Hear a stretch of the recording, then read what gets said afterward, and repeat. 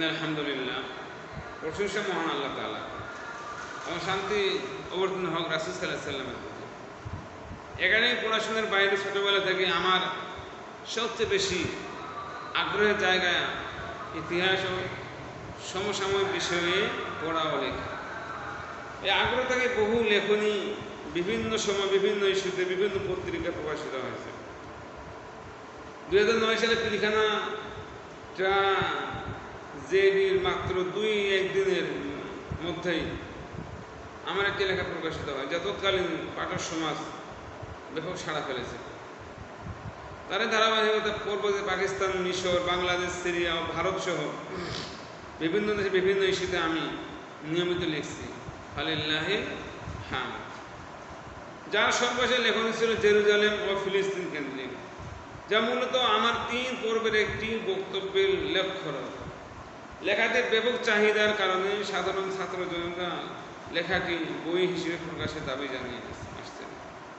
তারও একটি অতীতে আফগানিস্তান তালেবানদের বিজয় এবং রাশিয়া ইউক্রেন যুদ্ধ বিষয়ে আমার বক্তব্য তার লক্ষ্যর জনমনে ব্যাপক সাড়া ফেলতে সক্ষম হয়েছিল। সেগুলো প্রকাশ করার ব্যাপক চাহিদা ছিল। পাশাপাশি ছাত্র জনতার বিজয়ে পিলখানা কেন্দ্রিক সামাজিক যোগাযোগের মাধ্যমে ব্যাপক আলোচনা পিলখানায় লেখাটি পরিসংগীত চলে আসে। সব কিছু মিলিয়ে মাসিক আলিয়াত ইসলাম গবেষণা পরিষদের পরামর্শ করবে আমার অতীতে প্রকাশিত সকল সমসাময়িক লেখনীকে একত্রিত করে এই বইটি প্রকাশের সিদ্ধান্ত গৃহীত হয়। উক্ত বইটি যেমন আমার অতীতের স্মৃতিচারণ, তেমনি কিশোর ও তরুণ বয়সে বিভিন্ন আবেগ ও অনুভূতির সংমিশ্রণ।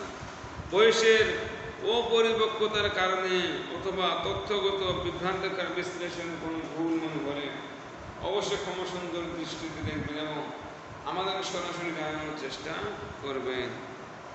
আমরা সকল সংশোধনগুলো ভুল সংশোধন করে দেব ইনশাআল্লাহ। আমরা বিশ্বাস করি বইটি অধ্যয়নে আপনি যেমন সমসাময়িক মুসলিম বিশ্বের বিভিন্ন ইস্যুতে চিন্তার খোরাক পাবেন, তেমনি ভবিষ্যতেও কোনো ইস্যু তৈরি হলে সেগুলো বিশ্লেষণ করাও শিখতে পারবেন। পাশাপাশি কিশোর ও তরুণদের অল্প বয়সে লেখালেখি অনুপ্রেরণা পাবেন ইনশাআল্লাহ।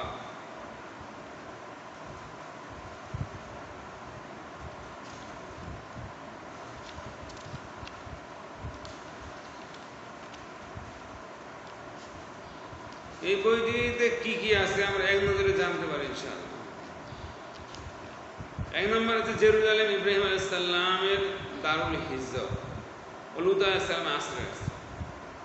2 জেরুজালেম মক্কার মধ্যে যোগসূত্র স্থাপনকারী ইব্রাহিম। ইসহাক ও ইয়াকুব আলাইহিস সালাম কবর জেরুজালেমে হেবরন শহরে।